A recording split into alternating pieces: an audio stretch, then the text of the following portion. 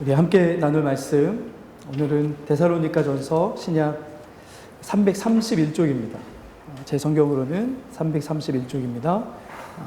3장 7절에서 13절까지 말씀입니다. 우리 한 절씩 교독하시고 마지막 구절 같이 읽겠습니다. 7절부터 13절입니다. 이러므로 형제들아, 우리가 모든 궁핍과 환난 가운데에서 너희 믿음으로 말미암아 너희에게 위로를 받았노라. 그러므로 너희가 주 안에 굳게 선지 우리가 이제는 살리라. 우리가 우리 하나님 앞에서 너희로 말미암아 모든 기쁨으로 기뻐하니 너희를 위하여 능히 어떠한 감사로 하나님께 보답할까. 죄로 심히 간구하는 너희 얼굴을 보고 너희 믿음이 부족한 것을 보충하게 하려 합니다. 하나님 우리 아버지와 우리 주 예수는 우리 길을 너희에게로 갈 수 있게 하시오며 또 주께서 너희를 사랑하는 같이 너희도 피차나 모든 사람에 대한 사랑이 더욱 많이. 같이 읽습니다.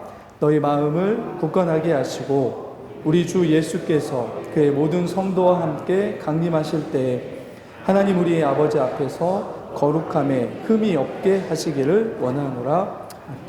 아멘. 제가 보통은 뭐 이렇게 다른 나라 말 별로 많이 안 하는데요. 다른 나라 말을 하나 좀 하고 시작을 해야 될 것 같습니다. 아마 많이 들어보신 말일 텐데, 유토피아라는 말 들어보셨습니까? 유토피아. 네.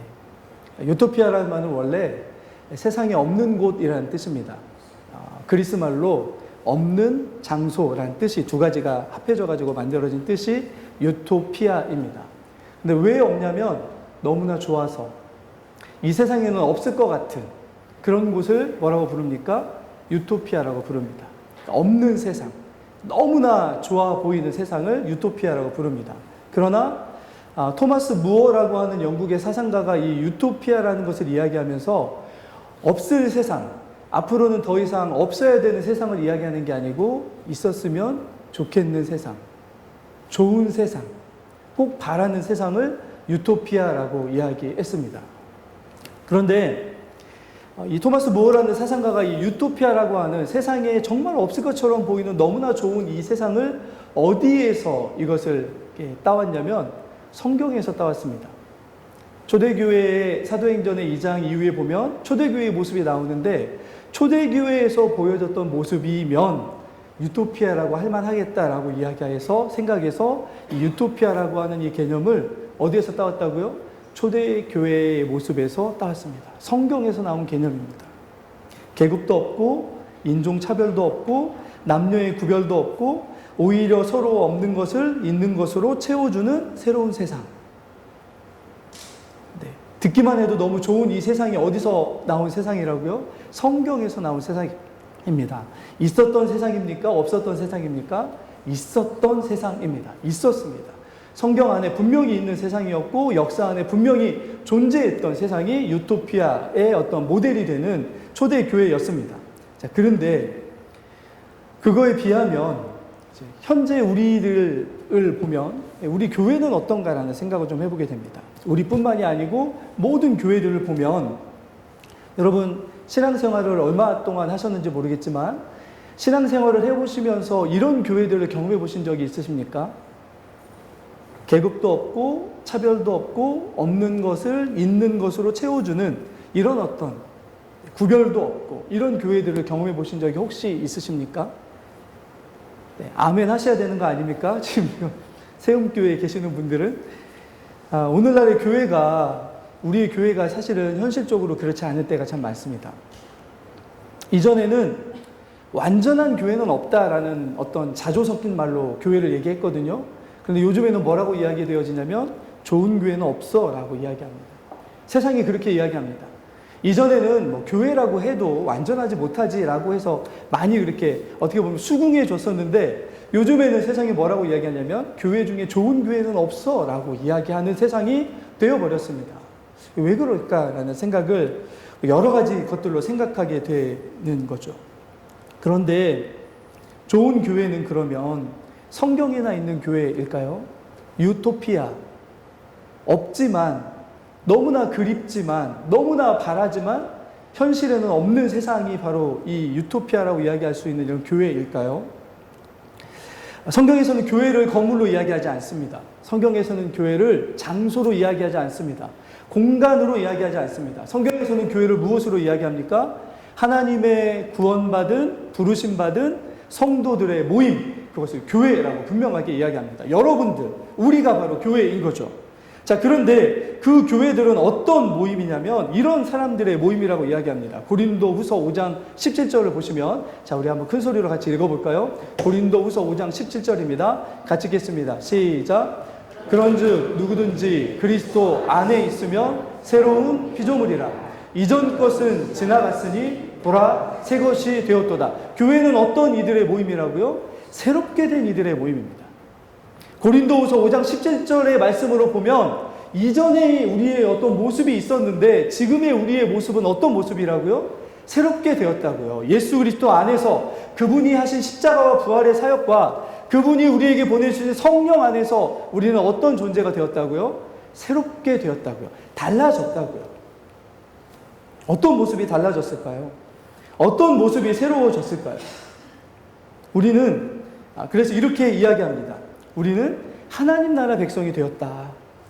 세상에서 살아가던 우리가 하나님 나라의 백성이 되었다라고 이야기하면서 뭐라고 이야기하냐면 이전에는 세상의 질서가 옳고 우리를 행복하게 생각해 주면서 살아왔습니다.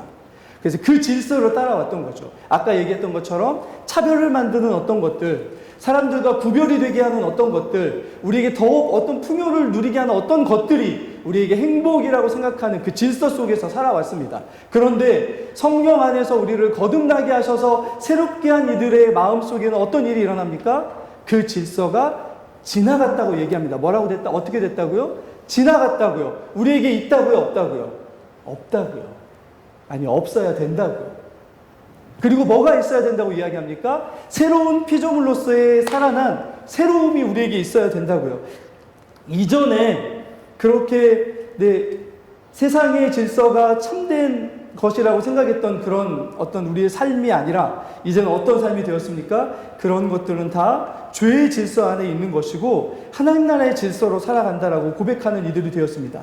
그런데 하나님 나라의 질서, 새롭게 된 우리의 마음 안에 자리 잡은 하나님 나라의 질서의 가장 큰 특징이 무엇이냐면 한번 따라해 볼까요? 사랑과 섬김, 희생입니다. 하나님 나라의 질서가 그렇게 우리에게 이루어집니다. 왜냐하면 예수 그리스도께서 저기 뭐라고 되어 있습니까? 그런즉 누구든지 누구 안에 있으면요? 그리스도 안에 있으면 그분이 우리에게 오셨던 것처럼 우리도 그렇게 바뀌어져 간다고요. 그분이 우리에게 오셔서 어떤 일을 하셨습니까? 사랑과 희생과 섬김으로 우리를 하나님 나라 백성이 되게 하셨다면 그 안에서 우리도 달라져 가는 거죠. 새로워져 가는 거죠. 그래서 하나님이 이 예수 그리스도께서 율법에 대해서 두 가지로 요약한 게 무엇입니까? 위로는 하나님 사랑과 수평적으로 옆으로는 이웃사랑을 얘기하는 거죠. 새로워진 것은 어떤 것을 통해서 드러납니까? 내가 하나님과 어떤 관계가 되었는지, 그리고 이웃과 내가 어떤 관계가 되었는지를 통해서 나타납니다. 그런데 우리를 교회라고 부른다고 말씀하지 않았습니까? 부름받은 성도들의 모임이라고 불렀습니다. 그러면 우리가 새로워졌는지가 가장 먼저 드러나는 공동체가 어디입니까? 교회입니다. 그리고 더 새로워질 수 있도록 우리를 마치 양육하는 어머니의 태의 역할을 하는 공동체가 교회입니다. 어머니의 가슴 역할을 해주는 공동체가 교회입니다. 그런 일들이 새롭게 일어나는 공동체가 교회인 거죠. 그런데 여러분 어떻습니까? 유토피아 있었으면 좋겠지만 실제로는 없다라는 어떤 부정적인 마음이 여러분에게 들지 않으십니까? 그런 교회가 있을까라는 부정적인 마음이 혹시 들지 않으십니까? 저희가 보고 있는 데살로니가 교회가 그런 교회더라고요. 저희가 함께 보고 있는 사도 바울과 데살로니가 교회와의 관계가 새롭게 된 관계가 그곳에 나타납니다. 특별히 저희가 계속 보고 있는데요. 지난 시간에 봤던 말씀을 보면 사도 바울이 누구를 데살로니가 교회에 보냈다고요? 디모데라는 자신의 옆에 꼭 있어야 되는, 자신이 사역을 하는데 너무나 필요한 어쩌면 건강이 좋지 못해서 옆에서 돌봐야 되는 비서 역할을 해야 되는 그런 디모데를 누구에게 보냈다고요? 데살로니가 교회에 보냈습니다. 무엇 때문에 그렇습니까?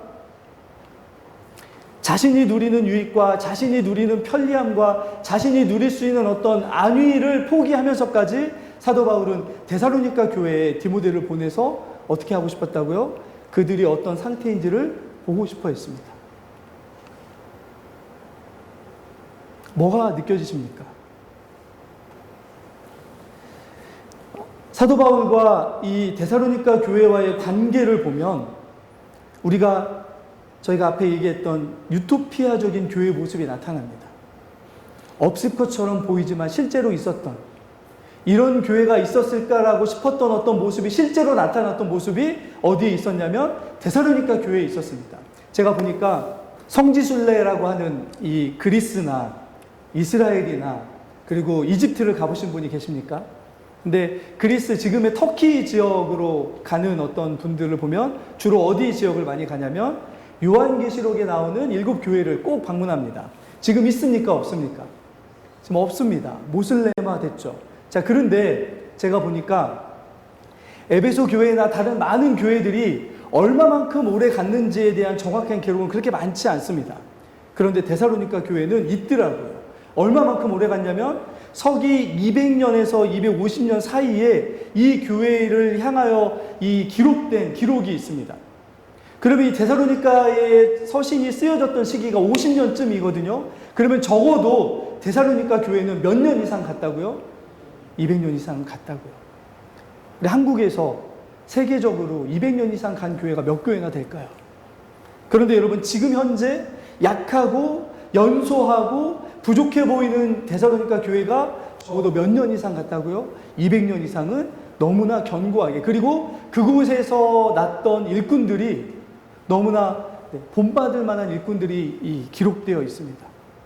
교회다운 모습들이 나타났다는 거죠.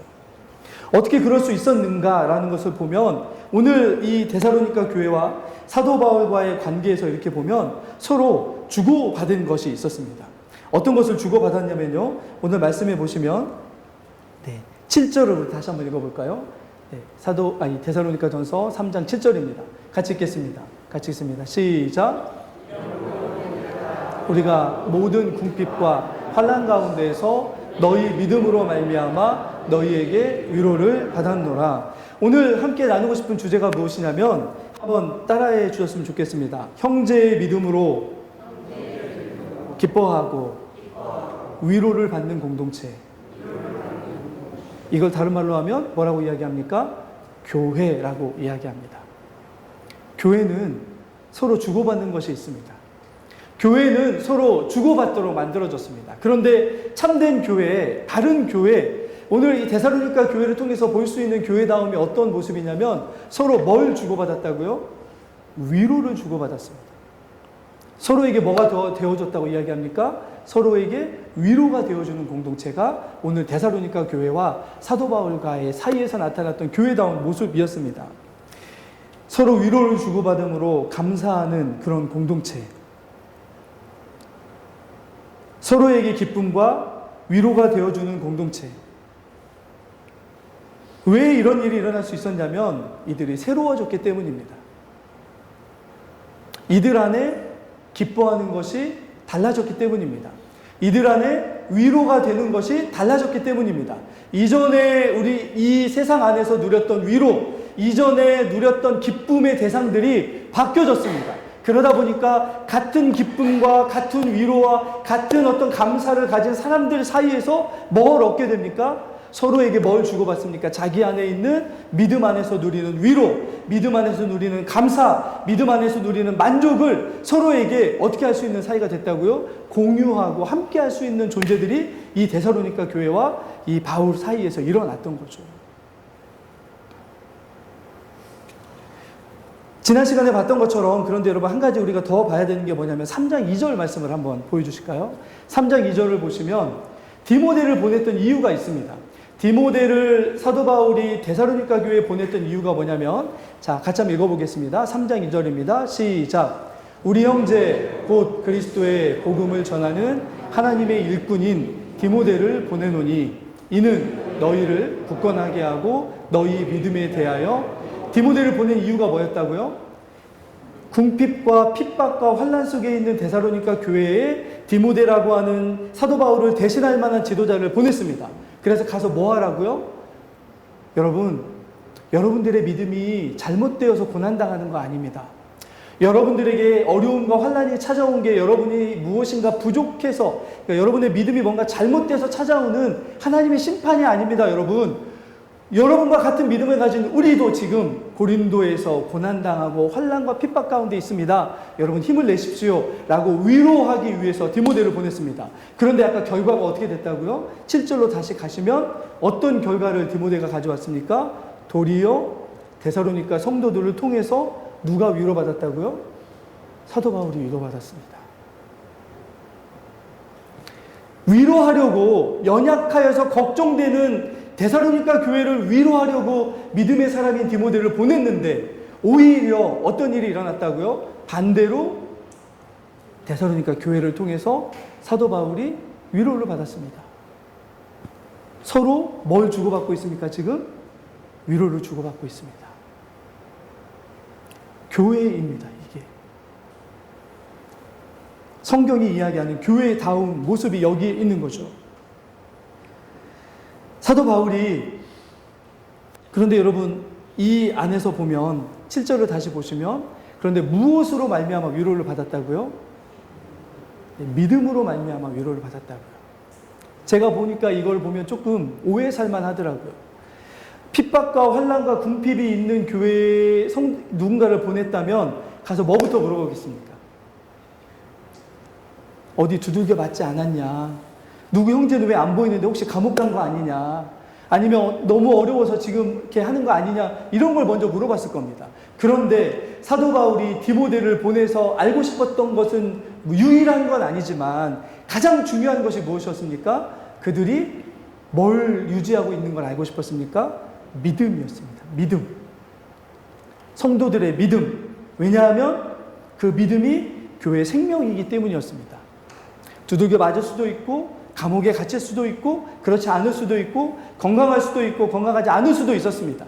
그거는 성도마다 여러 가지 차이가 있었을 겁니다. 그러나 모든 성도에게 유일하게 있기를 바랬던 것이 무엇이었냐면 그들의 안녕과 평안과 건강보다 분명하게 있어야 되는, 반드시 있어야 되기를 원했던 게 무엇이었습니까? 믿음이었습니다. 어떤 믿음입니까? 환난이 와도 믿음을 지켜낼 수 있는 그 믿음. 궁핍이 와도 그 믿음을 지켜낼 수 있는 그 믿음. 그런데 여러분, 데살로니가 교회의 성도들에게는 그 믿음이 있었습니까? 없었습니까? 있었습니다.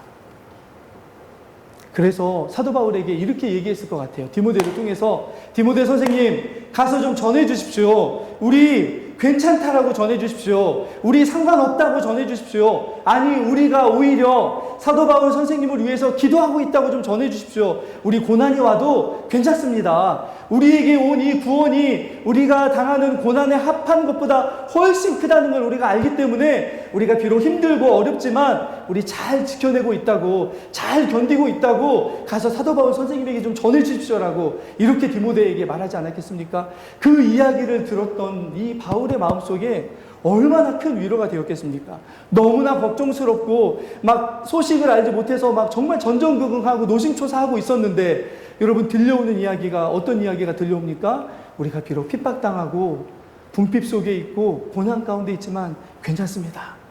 당신이 우리에게 전해준 그 복음이 우리 가운데 심겨져서 그것들을 우리가 이겨나가고 있으니까 걱정하지 마십시오. 우리가 선생님들이 견뎌가고 있는 것처럼 우리도 견뎌갈 테니까 걱정하지 마십시오. 이게 믿음 안에서 서로 위로하는 교회의 모습이었습니다. 참된 믿음, 참된 새로움이 그들 안에 있었던 거죠. 이런 위로가 찾아오자 사도 바울이 어떻게 이야기하냐면, 오늘 말씀해 보시면 8절 말씀을 먼저 보겠습니다. 자, 8절입니다. 같이 읽습니다. 시작. 그러므로 너희가 주 안에서 굳게 선즉 우리. 사도 바울이 뭐라고 고백하냐면, 이제 내가 살 것 같다. 이제 내가 살 것 같다. 그들의 어떤 소식, 그들의 소식만 듣고 싶었던 게 아니고 그들의 소식 안에 뭐가 묻어져 오기를 간절히 소망했습니까? 그들이 믿음을 지키고 있다는 소식을 듣고 싶었는데 그 소식을 들은 거죠. 그러니까 사도 바울이 어떻게 얘기합니까? 와, 이제야 내가 10년 묵은 채찍이 내려가는 것처럼 정말 살 것 같다. 교회 안에서 형제들 때문에 이런 경험이 있으십니까? 노심초사하고 그리고 정말 그 형제의 안위와 그 형제의 어떤 믿음 때문에 정말 어떤 살 수 없을 것처럼 보이는 그런 마음의 어떤 아픔, 이런 것들이 우리 마음속에 있었습니까? 교회가 200년의 시간 동안 데살로니가 교회가 견뎠는데 그 시간이 결코 평안하고 안식만 있는 시간이 아니었습니다. 그 200년의 시간이 어떤 시간이었냐면 기독교 역사에서 가장 박해가 심한 시기였습니다. 짐승에게 밥으로 던져지고 피 묻은 짐승의 가죽을 씌워줘서 이 경기장 안으로 보내고 때로는 사람들을 내 머리에 기름을 부어서 거기에 심지를 꽂아서 거리에 가로등으로 섰다는 기록도 있는 그 시기가 그 200년이었습니다. 그런데 그 200년이 지난 어떤 시기에도 데살로니가 교회에서는 어떤 일이 일어나냐면 여전히 믿음을 지켰을 뿐만이 아니고 그 안에서 위대한 지도자들을 계속해서 양산해내는 그런 믿음이 살아있는 교회로 데살로니가 교회는 서 있었더라고요. 어떻게 그랬습니까? 그들의 힘만이 아니었습니다. 데살로니가 교회의 힘만이 아니었습니다. 그들을 믿음 안에서 계속 세우고 위로하고 싶었던 사도 바울과 그 옆에서 도왔던 도움의 사람들, 그리고 그 도움 주는 사람들과 함께 그 믿음에 있는 것들을 나누며 서로에게 위로가 되어줬기 때문에 그런 은혜가 데살로니가 교회 안에 계속되었던 거죠. 그래서 사도 바울이 오늘 이렇게 고백합니다. 9절 말씀인데요. 너무나 아름다운 고백입니다. 자, 9절을 한번 같이 큰 소리로 고백해 보겠습니다. 같이 고백합니다. 시작. 우리가 우리 하나님 앞에서 너희로 말미암아 모든 기쁨으로 기뻐하니 너희를 위하여 능히 어떠한 감사로 하나님께 보답할까. 제가 이전에도 한번 말씀드린 적이 있었는데 제가 청년의 시기 때 섬겼던 교회 목사님이 이 고백을 늘 하셨습니다. 근데 한 번도 제가 비슷하게 흉내내 본 적이 없습니다. 저는 그분 흉내내 보는 게 제 인생의 소원 중에 하나입니다. 그런데 여러분, 여기 놀라운 비밀이 하나 담겨져 있습니다. 원래 이 고백이 어디에서 왔냐면 시편 116편 12절 말씀을 보시면 이 시편에서 다윗의 고백인 것처럼 보이는데요. 자, 보시면 이렇게 고백합니다. 자, 같이 한번 고백해 볼까요? 같이 읽습니다. 시작. 내게 주신 모든 은혜를 내가 여호와께 무엇으로 보답할까? 아멘이십니까? 다윗은 자신의 개인에게 주신 하나님의 은혜를 생각하면서 하나님, 제게 주신 이 은혜를 제가 무엇으로 하나님께 다 보답하고 다 감사할 수 있겠습니까? 라고 하는 개인적인 신앙의 고백으로 이 고백을 했습니다. 그런데 이 말씀을 암송하고 있었던 바울은 아까 다시 한번 돌아가 볼까요? 9절로요. 이 고백을 이렇게 바꿔서 고백합니다. 어떻게 고백하냐면 여러분 때문에 제가 하나님 앞에 이 감사하는 걸 무엇으로 보답하겠습니까? 감사의 대상과 감사의 제목이 어떻게 되었습니까? 나 개인과 나 개인의 은혜와 나 개인에게 주신 어떤 것으로 감사하는 것을 하나님께 올려드린 게 아니라 무엇 때문에 지금 감사하고 하나님 앞에 갚을 수 없는 감사로 하나님께 감사하고 있다고요? 내 옆에 있는 형제와 내 옆에 있는 자매들, 사도 바울에게는 데살로니가 교회였고 데살로니가 교회에는 사도 바울과 선교의 팀들이었습니다. 서로에게 뭐라고 고백하냐면 하나님, 우리의 인생에 주신 제게 복음을 주시고 제게 구원을 주시고 하나님을 믿는 믿음의 신앙 안에서 하나님이 주신 수많은 복들이 있습니다. 그래서 사도 바울이 뭐라고 고백하냐면 그런데 주님, 제게 주신 복 중에 가장 큰 복은 저 형제를 통해서 제게 주신 믿음의 복입니다. 주님, 제가 하나님 앞에 갚을 수 없는 하나님 앞에 감사가 있다면 저 자매의 믿음 때문에 제게 주신 하나님 은혜입니다라고 고백하는 게 누구이냐면 사도 바울이었습니다. 여러분, 우리가 잘 아는 말씀이 데살로니가 전서 후반에 이렇게 나옵니다. 항상 기뻐하라, 쉬지 말고 기도하라, 범사에 감사하라. 그래서 우리는 어떻게 이야기합니까? 범사에 감사라는 말을 어떻게 적용하냐면 감사할 수 없을 때에도 어떻게 하라고요? 감사하라고 우리에게 적용합니다. 일단 먼저 점검해 보겠습니다. 이거 아멘이십니까? 정말이십니까? 여러분, 데살로니가에서 감사는 그 감사가 아닙니다. 죄송하지만. 데살로니가에서 하는 감사는 무엇이냐면 항상 감사라는 고백은 여러분, 사도 바울이 이렇게 이야기하는 거예요. 데살로니가 교회를 향해서 여러분, 그 앞에 사실은 다음에 더 이야기하겠지만 여러분의 형제 때문에 항상 감사하십시오. 여러분의 자매 때문에 항상 감사하십시오. 이것이 그리스도 예수 안에서 너희를 향한 하나님 아버지의 뭐라고요? 뜻이라고요. 개인의 삶에서 어떤 어려움이 왔는데도 믿음을 붙잡고 감사하는 거 아름다운 신앙입니다. 그런데 교회를 향하여 주시는 감사의 제목은 그게 아니더라고요. 교회를 향해서 주시는 감사의 제목은 무엇이냐면 여러분, 항상 여러분의 형제와 여러분의 자매 때문에 어떻게 하라고요? 감사하라고요. 언제 감사하라고요? 좋을 때만 감사하라고 하십니까? 아니더라고요. 우리 개인에게 적용했던 그 감사의 제목을 고스란히 누구에게 적용하라고요? 형제와 자매에게 적용하라고요. 그때 어떤 모습이 되어갑니까? 교회가 참된 교회의 모습으로 바뀌어져 가는 거죠.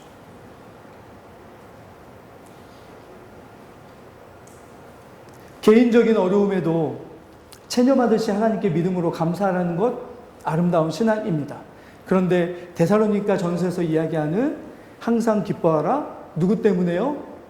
내게 주신 하나님의 은혜 때문에 기뻐하는 것으로 그치는 것이 아니라 새로워진 하나님의 피조물로서 교회된 우리들은 어떻게 기뻐해야 된다고요? 옆에 있는 형제의 믿음과 형제 자매의 믿음 때문에 어떻게 하라고요? 기뻐하라고요.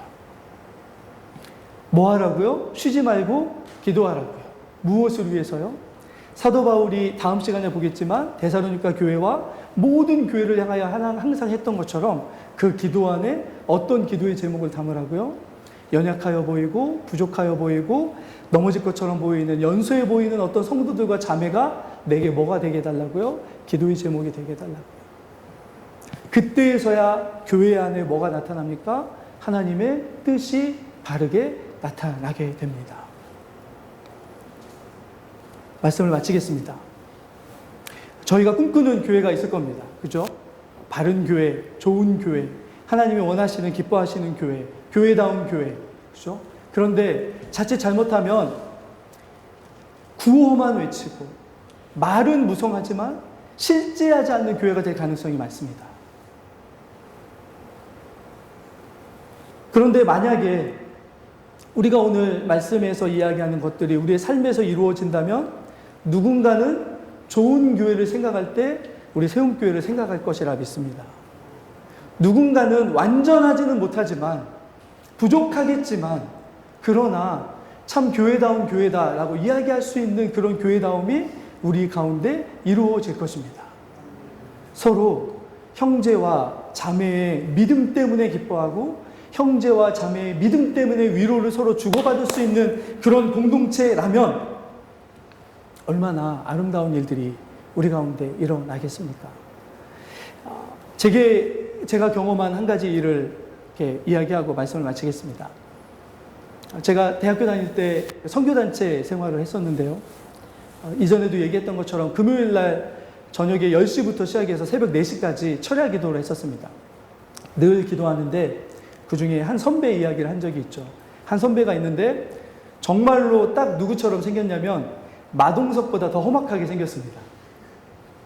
그런데 그분의 또 특징이 뭐냐면 손의 굵기가 보통 사람이 한 2배는 되고요. 소뚜껑이었습니다. 그분이 하는 일이 뭐였냐면 저희가 무릎 꿇고 막 기도하는데 누군가 막 기도하면서 막 이렇게 졸거나 누군가 기도하다가 막 기도가 시원찮다. 그러면 어느 틈엔가 옆에 와가지고 그걸로 뭘 하냐면 등짝을 사정없이 후려치면서 주여를 외치면서 기도하기 시작합니다. 그래서 저희가 어떻게 했냐면 처음엔 놀래서 기도했는데 나중에는 어떤 꾀가 생겼냐면 그분이 막 오면 기도 열심히 하는 척 합니다. 그분이 또 가면 잠깐 쉬었다가 막 이렇게 했던 적이 있었습니다. 그런데 여러분, 그분이 죄송한 이야기지만 저보다 학벌이 좋은 분이 아니었습니다.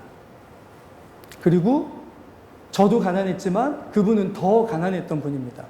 그분이 자취를 했는데 그분의 점심을 뭐라고 얘기했냐면 소금장에, 아니 소금장이 아니죠. 간장에 소금 뿌려서 밥에 찍어 먹던 분이었습니다. 근데 저희 공동체에서 가장 열심히 기도했던 분이 그분이었습니다. 저희가 그분 때문에 성장하고 그분 때문에 기도하고 그분 때문에 어쩌면 여기까지 올 수 있었던 큰 역할을 했던 분이 그분입니다. 어쩌면 그런 분들이 우리의 곁에 있어주지 않았다면 우리의 신앙은 여기까지 올 수 없었을 것입니다. 누군가의 신앙 때문에 그것을 괴로움으로 삼고 자신의 기도와 그 가난을 이겨달게 해달라고 자신의 어떤 학비의 문제와 미래를 가지고 그 밤을 새워서 기도해도 불확실할 그 밤에 이 선배는 어떻게 했냐면 기도하지 못하는 연약한 성도들을 찾아다니면서 밤새 손을 얹고 기도해줬던 그분의 참된 위로와 참된 믿음 때문에 많은 사람들이 위로와 어떤 평안을 얻고 하나님의 사람답게 서갈 수 있는 은혜가 있었던 거죠. 그 안에 작은 교회가 있었습니다. 그 덕분에 제가 여기까지 올 수 있었던 거고요. 우리에게 가장 큰 위로는 제 옆에 있는 거죠. 우리의 옆에 있습니다. 여러분, 우리에게 가장 큰 기쁨은 우리의 곁에 있습니다. 야구하는 제 아들 때문에 제가 알게 된 한 선수를 광주 기아 운동장에 가면 외치는 구호가 하나 있습니다. 너 땜시 살아. 저희 교회 안에 그런 고백이 많아졌으면 좋겠습니다. 한번 해볼까요? 너라고 하면 그렇지만 너 땜시 살아. 그게 교회입니다, 여러분. 연약하고 부족하지만 약하고 뭔가 채워줘야 될 것들이 있지만 다음 시간에 나누겠지만 그런데 그럼에도 불구하고 뭐라고 얘기해 줄 수 있습니까? 너 땜시 살아. 이것만 기억되면 안 됩니다, 여러분. 너 땜시 살아. 이게 우리 신앙 공동체의 참된 고백이 될 수 있기를 예수 그리스도 이름으로 간절히 축원합니다. 하나님, 저희가 날마다 고백하는 예배 때마다 믿음으로 주님께 고백하는 신앙 고백 안에 성도의 거룩한 교제가 담겨져 있습니다. 교회의 참된 교회다움은 주님이 원하시고 주님이 기뻐하시고 주님이 성령 안에서 이루시고자 하시는 거룩한 교제임을 기억하며 우리 교회가 그렇게 거룩한 교제 나눌 수 있는 믿음의 공동체로 서게 하여 주시옵소서. 우리를 사용하여 주시옵소서. 주님, 우리가 다른 형제의 위로와 기쁨이 되게 하여 주시고 다른 형제가 나의 기쁨과 위로가 되어줌을 통해서 우리가 새로워진 한 형제요 자매임을 믿음으로 서로 고백할 수 있는 그런 위로와 사랑을 주고받는 사랑의 공동체가 되게 하여 주시옵소서. 하나님, 세상에 그것들을 드러내어 우리 교회를 보고 우리 교회 공동체를 보고 참된 교회의 그림자라도 얻을 수 있는 그런 우리 믿음의 공동체로 세워주시기를 간절히 소망하며 우리 구주 예수 그리스도 이름으로 기도드리옵나이다. 아멘.